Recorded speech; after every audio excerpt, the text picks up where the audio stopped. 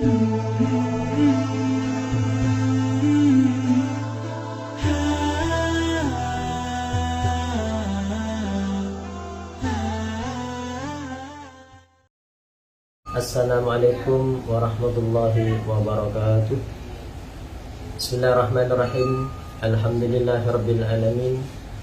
Wa bihi nasta'in ala umuri dunya waddin. Asyhadu an la ilaha illallah wahdahu la syarikalah wa asyhadu anna Muhammadan abduhu wa rasuluh. Allahumma shalli wa sallim wa barik ala sayyidina Muhammad wa ala alihi wa sahbihi ajma'in wa la hawla wa la quwwata illa billahil aliyyil azim. Amma ba'du. Saudara-saudaraku, sahabat-sahabat tercinta yang dirahmati Allah Subhanahu wa taala. Alhamdulillah, kita sudah memasuki bulan Rabiul Awal. Mari kita perbanyak membaca salawat kepada Rasulullah, dengan harapan mudah-mudahan dengan salawat ini kita sebagai umatnya yang mencintai mahabbah kepada beliau, kelak di akhirat akan diakui. Setelah diakui, diingat, maka insya Allah kita akan mendapatkan syafaatnya. Amin amin Allahumma amin. Faedah dalam bersolawat ini sangat besar sekali. Sebagaimana dijelaskan oleh para ulama, bahwasanya di antara faedah berselawat adalah Allah Ta'ala akan mempermudah kita untuk menurunkan berkah dan rahmatnya dengan selawat yang kita baca. Oleh karena itu kita mengenal seorang ulama besar, penulis kitab Dalailul Khairat, ya, suatu amalan salawat yang biasa kita lakukan dalam kalangan Ahlus Sunnah wal Jamaah. Kenapa beliau termotivasi untuk menulis Dalailul Khairat ini? Ini ada kisahnya. Suatu ketika beliau, Syekh Muhammad Sulaiman Al-Jazuli, ini melewati atau sampai ke suatu masjid, akan melaksanakan sholat. Kebetulan waktu ini sudah mepet. Jadi kalau nggak salah itu apa sholat duhur atau asar, saya kurang ingat. Waktunya mepet sekali, ya, akan sholat di masjid tersebut. Akan tetapi apa masalahnya? Ternyata di masjid tersebut tidak ada air. Bagaimana ini? Masjid sudah ada untuk sholat, tapi wuduknya di mana? Akhirnya beliau berkeliling di sekitar masjid, ya, sampai akhirnya di situ ada suatu sumur. Wah, alhamdulillah, ini ada sumur, bisa wudhu. Waktu sudah mepet. Akan tetapi ada masalah baru lagi. Ternyata sumur ini tanpa timba, nggak ada timba, nggak ada gayungnya. Bagaimana mungkin? Airnya sangat dalam. Dia keliling, ya, putar kanan, putar kiri, nggak ada orang. Sampai akhirnya ada seorang anak kecil perempuan datang. Masih kecil ini, ya, masih kecil, sekitar mungkin umur 7 sampai berapa tahun begitu. Beliau mengenal anak kecil ini mengenal beliau, seorang ulama, ya. Bapak Kiai, kenapa Anda seperti kebingungan? Apa yang akan Anda lakukan? Mungkin saya bisa membantu. Oh anakku, kamu masih kecil tapi luar biasa tawaduknya, sopan santunnya. Siapa kamu? Saya orang sini, rumah saya di dekat masjid sini. Saya ini belum melakukan sholat. Ini waktunya sudah mepet, sebentar lagi ini memasuki waktu sholat berikutnya.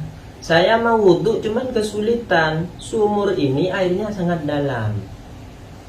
Sedangkan saya tidak punya timba. Bagaimana? Apa mungkin barangkali kamu bisa memberikan atau mencarikan timba untuk saya agar supaya saya bisa wudhu ambil air di sini. begini saja Kiai, saya nggak usah pakai gayung. Akhirnya anak kecil perempuan ini, ya, dia berkomat kamit membaca sesuatu, ya, lisannya mulutnya itu baca sesuatu. Syekh Al-Ghazali ini kurang mendengar, ya. Akhirnya biiznillah, dengan izin Allah, setelah si bocah perempuan kecil ini membaca sesuatu yang tidak didengar oleh Syekh Al-Ghazali ini, suatu keajaiban terjadi. Air yang semula itu ada di dasar sumur itu tiba-tiba meluap sampai ada di bibir sumur, sehingga tanpa gayung pun dia sudah langsung bisa wudhu. Sebenarnya Syekh ini di dalam hatinya merasa kagum, ini bukan orang biasa, makomnya tinggi ini. Beliau seorang Syekh, makomnya juga tinggi. Akan tapi karena memang waktu sudah mepet, maka nggak banyak bicara, akhirnya langsung wudhu. Terima kasih anakku, engkau telah membantu saya wudhu, langsung sholat. Setelah selesai sholat, melaksanakan sholat di masjid, ya, Syekh Al-Ghazali ini masih merasa penasaran kepada anak tadi itu, karena ini bukan orang biasa, ini makom dari Allah Ta'ala. Karena gak mungkin ini makom secara kasbiyah, umurnya masih belum balik dia, 7 sampai berapa tahun. Akhirnya Syekh ini gak langsung melanjutkan perjalanan, tapi dia berkeliling mencari rumahnya, posisi lokasi rumah dari bocah perempuan tadi, sampai akhirnya ditemukan di situ. Setelah sampai di rumahnya, Assalamualaikum, waalaikumsalam. Oh Kiai, silakan duduk. Begini anakku, saya ini hanya ingin bertanya kepada kamu. Kamu ini bukan orang biasa, makomnya kamu ini indallah itu tinggi. Saya hanya ingin tahu, tadi itu kejadian waktu saya akan wudhu, gak menemukan gayung, timba, air untuk wudhu. Engkau membaca sesuatu, tiba-tiba air meluap sampai di bibir sumur. Itu apa sih yang kamu lakukan? Wasilah apa yang kamu lakukan? Doa apa yang kamu baca? Akhirnya dengan polosnya si bocah perempuan kecil ini menjawab, Kiai, saya tidak punya amalan apa-apa, saya tidak punya ilmu apa-apa. Yang saya baca tadi itu hanya sholawat kepada Rasulullah. Masya Allah, Allahumma sholli ala Muhammad. Sholawat kepada Rasulullah dengan motivasi hati yang mahabbah, cinta kepada Rasulullah, dengan motivasi agar supaya saya ini menjadi umatnya yang diakui, yang mendapat syafaatnya. Itu saja Kiai. Sampai akhirnya dengan peristiwa ini terinspirasi Syekh Muhammad Sulaiman Al-Ghazali, akhirnya dia membuat tulisan itu, ya, yang Dalailul Khairat itu, yang biasa menjadi bacaan-bacaannya kalangan Ahlus Sunnah wal Jamaah. Saya sendiri itu alhamdulillah semenjak tahun 1992 atau 93 sampai sekarang masih istiqomah mengamalkan Dalailul Khairat ini. Mudah-mudahan kita mendapatkan berkahnya semuanya. Amin amin Allahumma amin. Artinya bagaimana dahsyatnya sholawat kepada Rasulullah ini bukan hanya mahabbah refleksi, ekspresi dari mahabbah kita kepada Allah Ta'ala, kepada Rasulullah saja, akan tetapi juga sholawat yang kita baca dari hati yang ikhlas, dari hati yang penuh rasa mahabbah kepada Rasulullah, akan mendapatkan rahmat, berkah dari Allah Ta'ala. Coba pertama kesimpulan hikmah yang bisa kita ambil dari kisah ini? Pertama baca sholawat, ya. Dengan membaca sholawat kita kepada Rasulullah, jangankan hajat-hajat kita yang lain atau apapun lah syafaatnya Rasulullah, air saja ini, air yang ada di dasar sumur dibacakan sholawat itu meluap ke atas. Apalagi sekarang zaman masih krisis, ya, pandemi COVID nggak selesai. Perbanyak baca sholawat, insya Allah akan segera diselesaikan masalah-masalah kita ini oleh Allah Subhanahu wa Ta'ala. Amin amin Allahumma amin. Pertama itu sholawat, dahsyat, luar biasa sholawat. Ya. Nomor dua apa? Barangkali ya teman-teman kita atau putri Anda itu seorang perempuan, jangan minder menjadi orang perempuan. Jangan kecil hati karena Anda itu menjadi seorang wanita. Jangan merasa malu karena Anda anaknya itu perempuan, cewek semua. Apa ini? Dalam kisah ini seorang perempuan masih bocah, masih belum baligh, makamnya indallah sudah menjadi waliullah. Padahal ini perempuan. Oleh karena itu apa ya, stigma yang ada di masyarakat perempuan ini nggak bisa apa-apa itu mestinya kita buang jauh-jauh. Ya, pertama apa? Hidup ini bukan hanya untuk perempuan, bukan untuk laki-laki, perempuan siapa saja. Pertama apa itu ya? Kenali jati diri kita sendiri. Pertama ini. Untuk melangkah ke selanjutnya, siapa saya ini? Nomor dua, untuk apa hidup saya ini? Tujuan hidup saya ini di dunia akhirat itu apa? Ini dulu. Setelah bisa menjawab itu, ya. Kadang-kadang kalau seorang perempuan sudah mengetahui jati dirinya, saya ini dari kalangan orang biasa, saya ini memang dari keluarga berada, saya ada dari petani, bapak saya pejabat, cuman saya perempuan, saya itu sebenarnya punya cita-cita ingin menjadi ini. Sudah tahu jati dirinya, akan tetapi apa? Kadang-kadang setelah mengetahui siapa dirinya, punya cita-cita, tahu tujuan hidupnya, kadang-kadang sudah tahu seperti itu, sudah sadar seperti itu, tapi ada pada posisi yang dilematis. Apa? Salah satunya ini masalah apa? Cepat-cepat ingin berkeluarga, dipaksa untuk kawin, didesak untuk nikah, pernikahan dini. Akhirnya hancurlah semua cita-cita yang ada di dirinya. Itu. Nah, karena itu yang paling akhir ya, hikmah yang bisa kita dapatkan dari perjumpaan hari ini apa? Stigma di masyarakat mengenai perempuan itu sebaiknya kita hilangkan. Misalnya apa? Yang pertama itu stigma bahwasanya perempuan ini kalau apabila dia itu memaksakan untuk meraih cita-citanya, mengabaikan keluarganya, maka dia akan tidak bisa mengurus keluarganya, tidak akan bisa mengurus anak-anaknya. Anak-anaknya, keluarganya akan jadi kacau balau.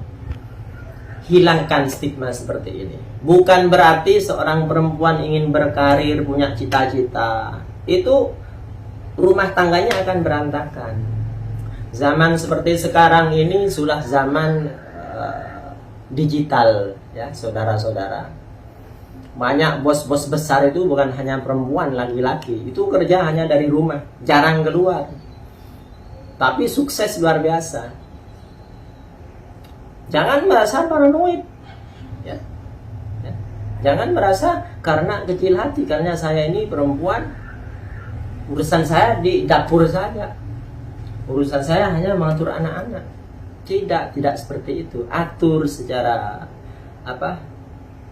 secara kerjasama antara suami istri, bagaimana ini, insya Allah akan mendapatkan solusi yang terbaik. Itu yang pertama, hilangkan stigma seperti itu, bahwasanya wanita karir nggak mungkin bisa mengurusi rumah tangganya. Memang banyak wanita-wanita yang sibuk itu karena terlalu sibuk sampai melupakan urusan rumah tangganya. Memang ada seperti itu, cuman bukan berarti semuanya akan seperti itu, tergantung kita bagaimana niatnya.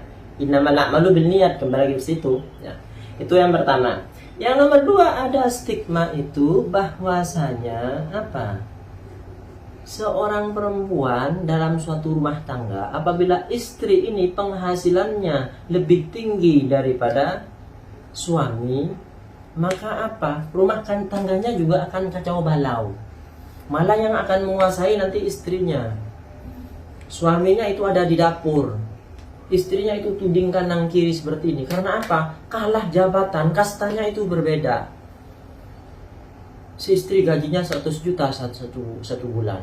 Suaminya itu cuma tunggang ojek saja, begitu. Nah ini juga hilangkan stigma seperti ini. Ya, karena dalam rumah tangga itu bukan adu-aduan status begitu. Dalam rumah tangga ini apa? Yang penting itu kerjasama, bukan dominasi. Ya, kerjasama. Ya namanya kerjasama ini nggak usah lihat hasilnya ini berapa beli, sudah itu kerjasama disatukan. Ya, bukan mendominasi. Ya. Oh ini karena yang lebih mendominasi ini si cewek, maka dia hak untuk mengurusi rumah tangga. Kacau balau itu nggak ada zamannya itu. Sebentar saja sudah gugat cerai nanti itu. Ya. Memang dalam agama itu ada kaidah mutlak, ar-rijalu qawwamun 'alan nisa. Tapi ini bukan berarti menafikan ya itu kerjasama dalam bidang ekonomi dan lain sebagainya urusan rumah tangga. Itu yang kedua ya. Yang terakhir apa? Ada stigma bahwasanya wanita yang pintar, yang terlalu pintar, yang alim, ini laki-laki itu takut untuk melamarnya. Akan dihindari oleh laki-laki. Kenapa? Dia itu pintar luar biasa, jenius dia. Cantiknya memang cantik, cuman alim dia itu. Hafal tafsir, hafal hadis. Saya gimana ini? Baca Fatihah aja sudah Senin Kemis. Akhirnya dia nggak berani. Ya, seperti itu. Ini juga sebenarnya ya perlu dihilangkan juga kan stigma seperti ini. Pertama apa? Ya mestinya laki-laki bila berhadapan ingin cewek yang seperti itu, wanita yang seperti itu, pintar dia, cantik, kaya, impian surga dunia kan itu. Ya pertama apa? Mestinya laki-lakinya ini jangan malah putus asa. Pertama apa? Mestinya itu menjadi motivasi. Kalau dia pintar, saya juga harus pintar. Belajar lah.